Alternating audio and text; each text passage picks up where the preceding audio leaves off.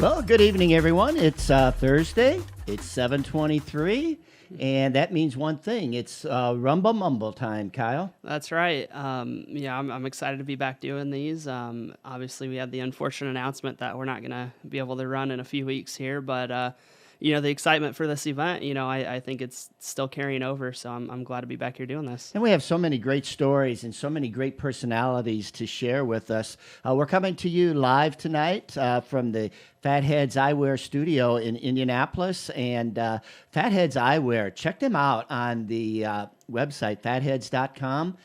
Just some great announcements they came out with, and just a full line of eyewear. So check them out, and we're really looking forward to it. Yeah, absolutely, and obviously there's a huge supporter of motorsports and racing. They had some pretty cool announcements coming out about next year surrounding Anderson and stuff. So definitely check those out and support them any way you can.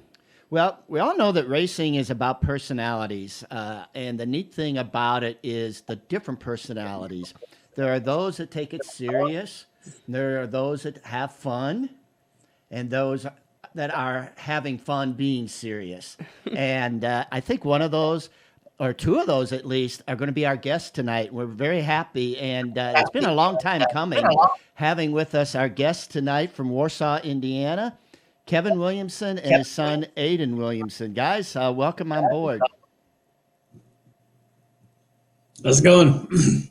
Good to have you here. And, we did kind of a pre-show warm-up like Johnny Carson and them always did, and that was pretty interesting. So we're looking forward to it.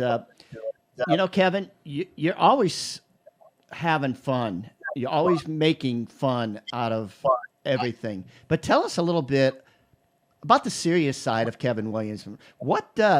How did you get? What's your background in racing? How did you get started, and why are you so involved now? I grew up on a farm, actually. I didn't have much to do with anything with racing until sometime in high school. I started going to local asphalt track and hanging out with some guys up there. The Gunkel family, Kevin Gunkel, some of those guys. I raced with them a little bit, hung out with them. I bought a car, ran for a little bit, and I never enjoyed driving as much as I enjoyed owning and working on them. I sold my car and actually I helped Barry Lamb buy a template body or a template body late model. And Barry Lamb and I went and played around with Charlie, his dad, and we did that for a few years. And then I met Charlie Cotton, who is still to this day, 20 some years now, been one of my best friends.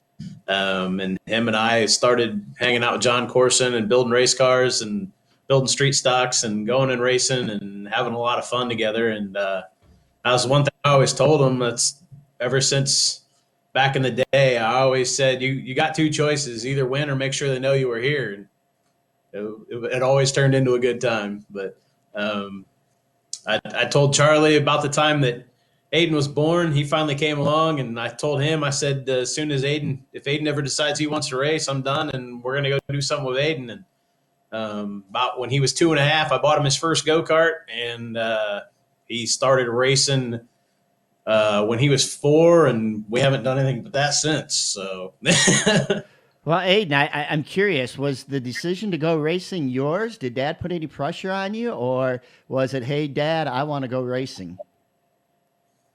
It was more of me being at the track and enjoying the races, and I was like, oh yeah, I want to do this and try it out. So does Dad put any pressure on you? Well, let's go back. I can remember Aiden Williamson at 4 years old, and Kevin and Mom coming to the races, bringing Aiden, and you were like pretty hot right out of the box.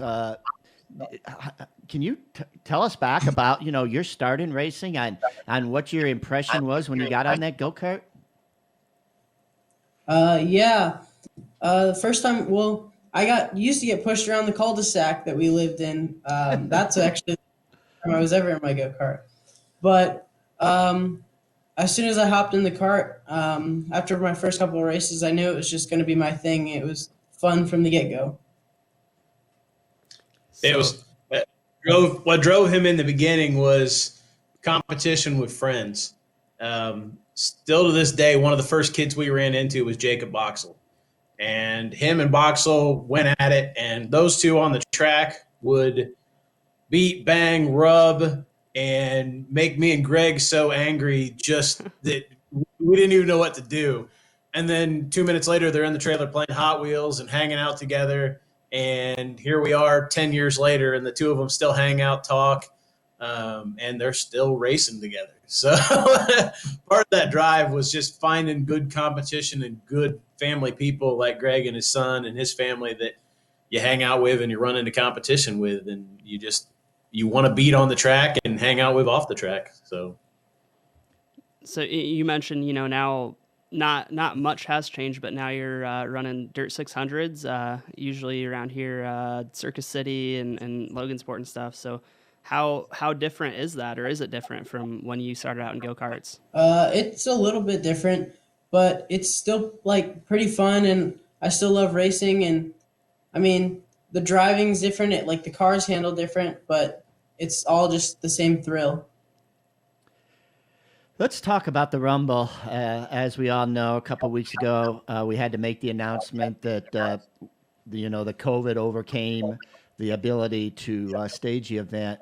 How far along were you in your preparation, and what kind of disappointment did you share on that announcement? Either one of you. Well, as you know, Dylan Woodling hangs around here all the time, and I bring Dylan and I met at the Rumble. That's where we first started hanging out, was at the Rumble. And Dylan's motto is you don't start preparing until the night before the Rumble. That's when you start putting the there, and you do that. So really, we hadn't touched the car since the dirt, and we were just planning on maybe 2 nights before or so throwing it together and seeing what happened. That's probably honestly the answer. Kyle, I'm hearing that a lot from the racers. You always think that success is based upon preparation. And I don't think we've interviewed too many people on the Rumble Mumble that do a lot of preparation for the event. There's a very select few people that we've talked to that actually spend more than a few weeks getting ready for the Rumble, which really has me intrigued to see, now that we have a full year getting ready for next year, to see if anyone's going to take advantage of that. Okay, Aiden, at the Rumble, okay, so you ran the kid cart, and I can still remember, I was telling Kyle, one of the features when you won, and watching your dad come flying across the infield and picking you up and throwing you in the air, and that was really, really a touching moment. But now you're running the junior sportsman, or you were scheduled to run the junior sportsman this year. No, senior champ, I think. And also the 600. How much difference is there going back and forth between those two? You did it last year. There's a little bit of difference. Like they handle better. They handle differently. Sorry. But they're both pretty fun. Like they both grip the track pretty well. They stick to the track. I mean, there's not a whole lot of difference. Well, you jumped from the go-kart into the 600. Do you have a preference? Which one you enjoy racing more? I think the 600 is a lot more fun, and especially in the Rumble. Going down the straightaway and then throwing it in the corner as hard as you can. So I also ran both the senior cage and 600s there. And I agree. I think it is a little bit more fun in the 600s, but I think the senior champs are actually faster there, especially when there's a lot of rubber down. But it feels so much faster when you're in the 600 because you have so much power. Which one do you think, I guess, feels faster? I don't know. Yeah, I think I agree with you there, because the 600 does have a lot more power, and you got a lot more get up off the straightaway, but you can hold the senior champ almost full throttle all the way around there sometimes. Well, Aiden has a lot of success, and now a little bit of the behind-the-scenes success for Kevin. As you know, I'm kind of rocking the Tiny Bubbles sweatshirt tonight, and Tiny comes from the name. It's kind of a nickname for people that sometimes are more on the large size, and Kevin self-taught himself on a tremendous weight loss program. And the first time he came back to the racetrack, I didn't even recognize him. And that's just the willpower and the strength that he has. So quite a success story there. And congratulate you on that, Kevin. So COVID's got me a little chunky right now. oh, is that right? The quarantine 15. Yeah, the quarantine 15. Yeah. Okay. Kevin, what was it like as a father? Now, you were talking about Aiden starting out at 4 years old on a go-kart in the Rumble, a huge track for a 4-year-old. What did you have any fears?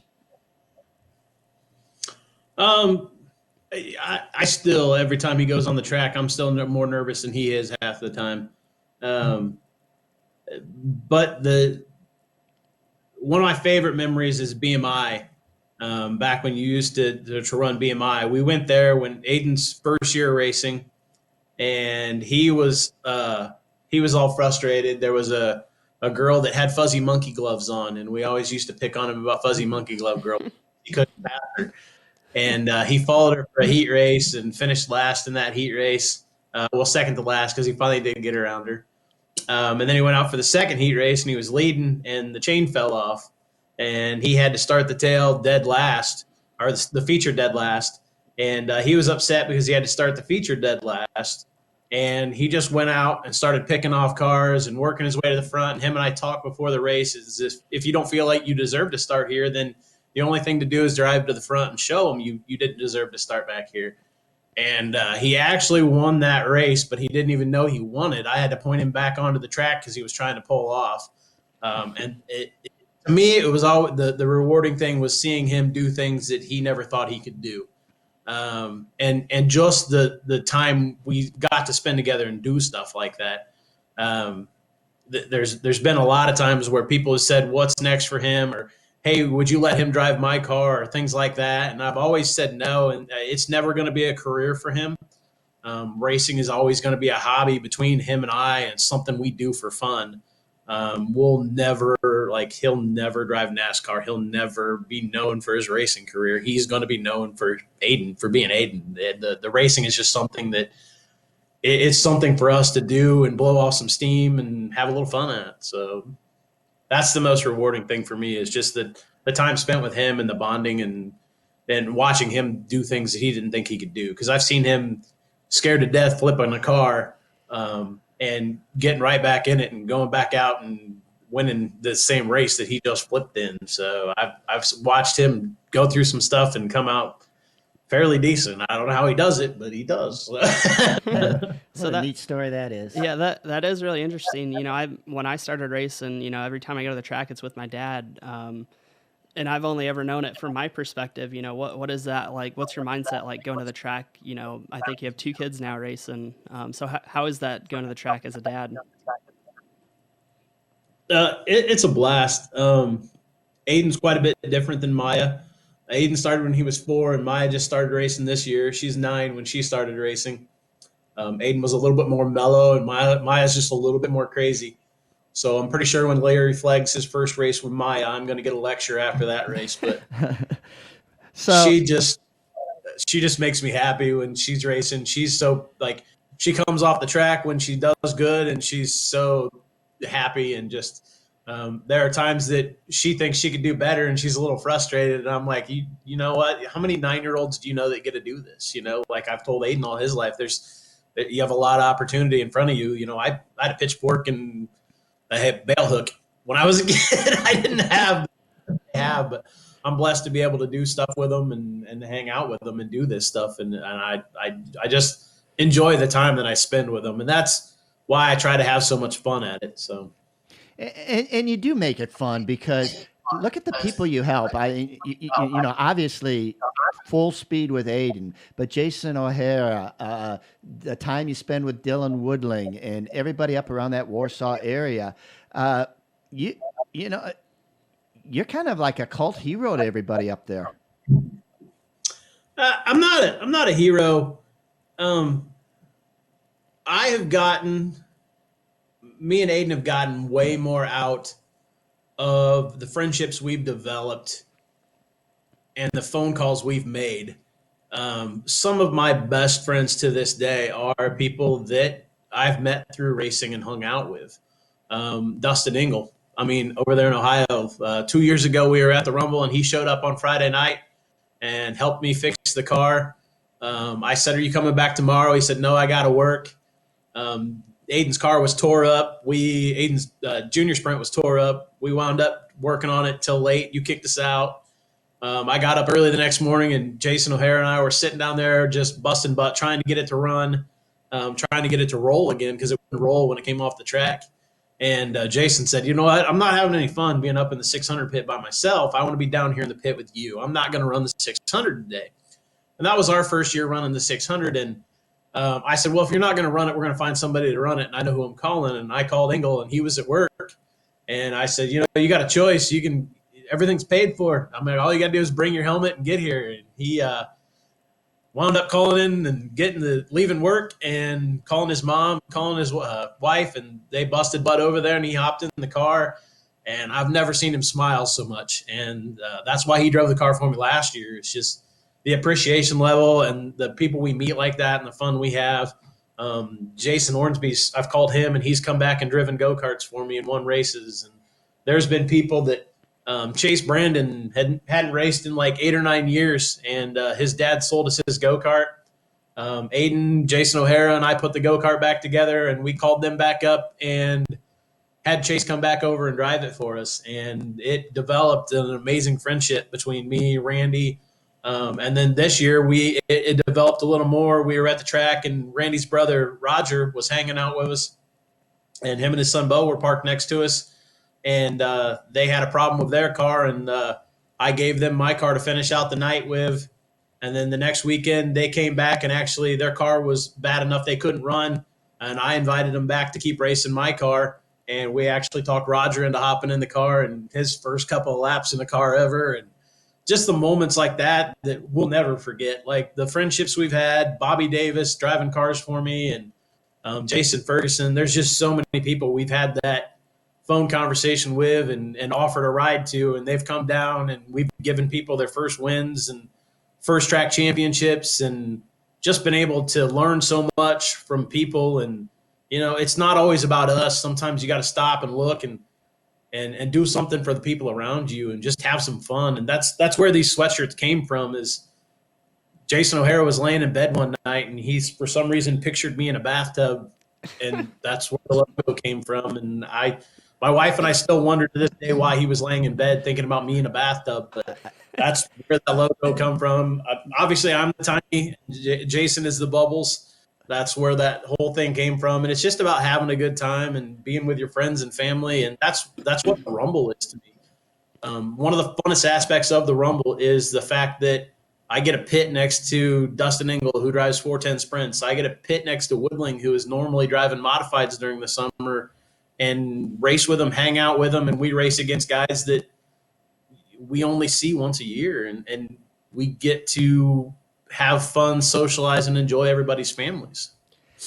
That's the human interest side of racing, and I think that's what sets racing apart from all other sports, in that everybody can get involved. It's not like just going to a football game and seeing the quarterback out there. You know, you can't go down to the football field and talk to the quarterback after the football game, but in the racing, you can go down in the pits and enjoy that.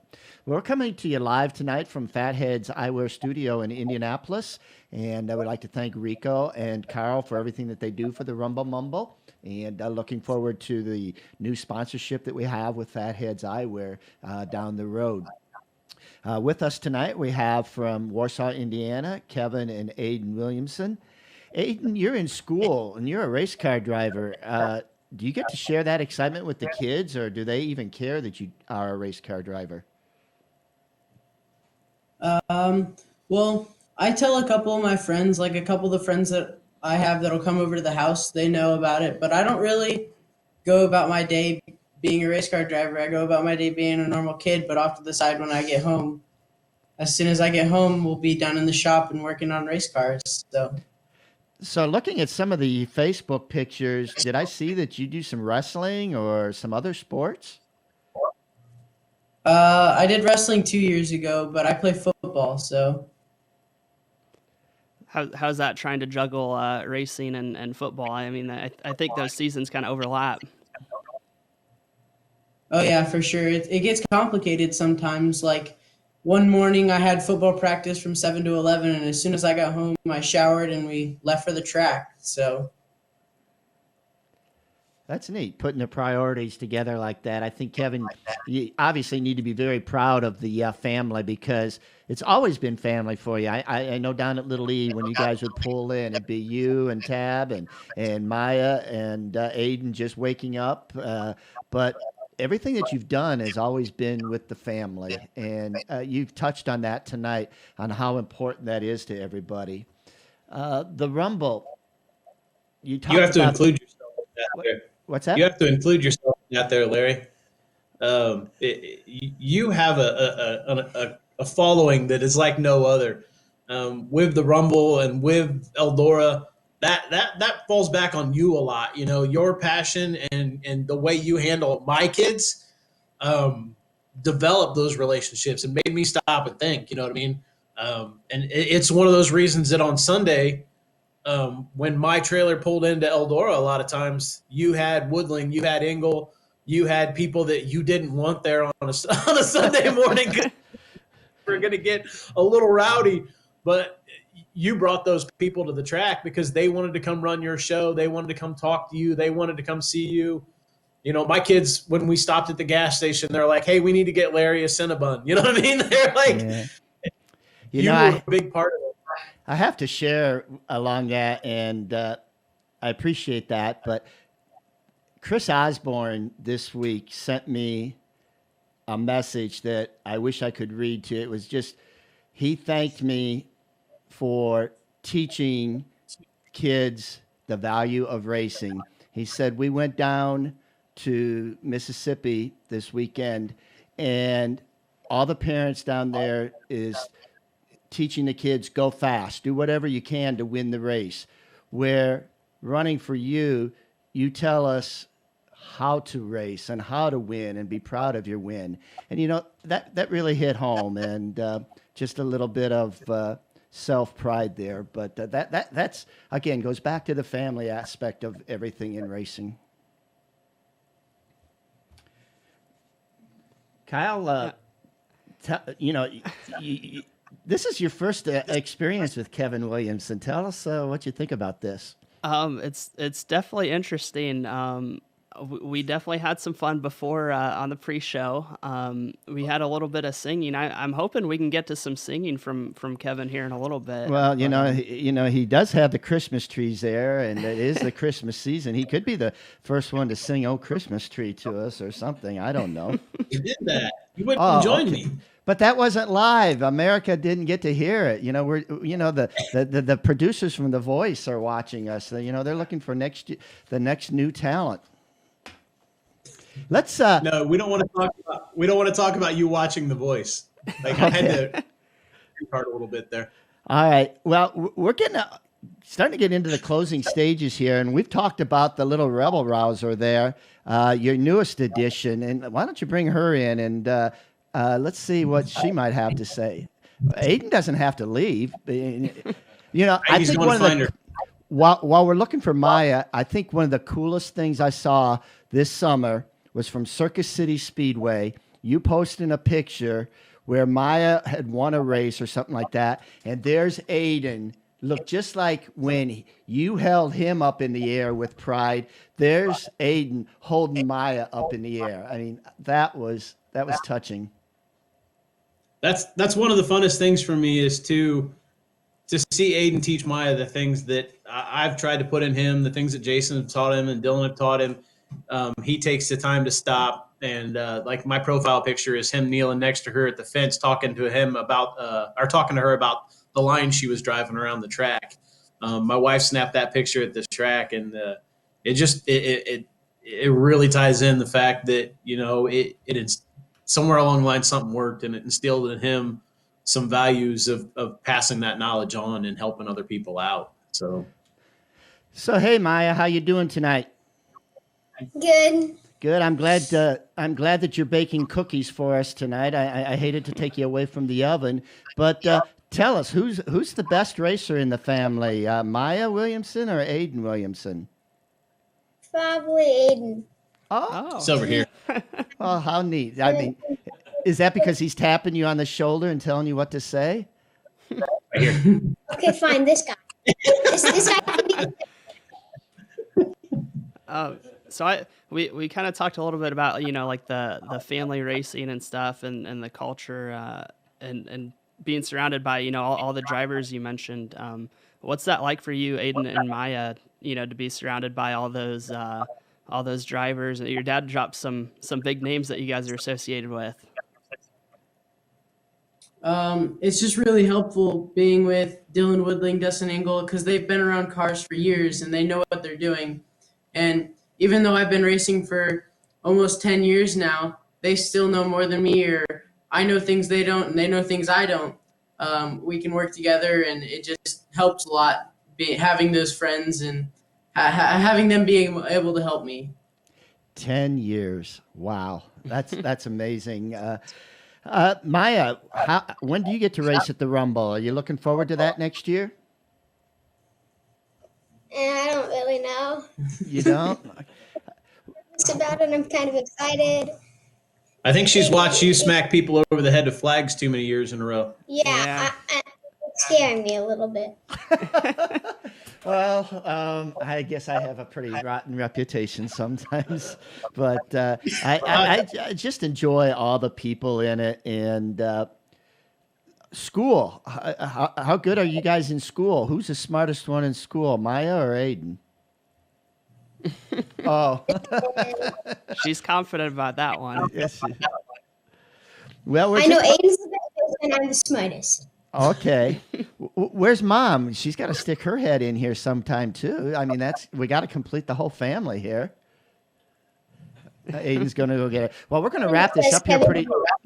We're going to wrap this up pretty Hey, shortly Larry, as we go to get mom, and we really sincerely thank you guys for coming on board because you personify the word fun when it comes to racing, and always enjoy seeing you come into the pit area. Accepting the challenges that come with racing. And there's mom. Hey Tab, how you doing? Hey, good. Good. Kyle, you've seen the whole Williamson family. All of our Rumble Mumble people have seen them. And again, as I was saying, this is what it's all about right here, the family. Yeah, I love it. I've always seen the tiny bubbles around. I've kind of known their reputation of how much fun they have. So it's kind of cool learning about them and looking forward to maybe having some fun with them next year's Rumble. Well, we look forward to next week when we have fellow Warsaw driver Dylan Nussbaum going to come on board for the Rumble Mumble. So we're looking forward to that. And I encourage everybody around the 4th of July, if you have nothing to do, head on up to Warsaw, Indiana, to the Williamson family farm, where you're going to see a great fireworks display. And we wish you guys the best of luck, all three of you, this summer. And I look forward to the COVID getting by us so that we can all get together and share the passion that we all have for the sport of racing. Hey, Larry. I noticed this summer that with Eldora being shut down and a lot of your races being shut down, that you got to travel a lot this summer. And I wanted to bring up the fact that I haven't seen you this calm and peaceful in a long time. And I was highly impressed to see you just show up in the bleachers and sit and be a spectator. And I think your health and everything else this year, that it really did you a lot of good, and it was great to see you smiling and see you happy. So I just wanted to bring that up to you and tell you that it was cool to see you in the stands and cheering on the kids and stuff like that this year. I really did enjoy it this year. I got to see a new side of it, and I've got a whole year now to practice being calm for next year's Rumble. I think Cap Henry, touched on that. He said, that I've never seen you this calm. So I think everybody's waiting for the storm. That could be next year. Well, guys, thanks for joining us tonight. And Kyle, thank you for being in the studio. We look forward to next Thursday when we have Dylan Nussbaum on.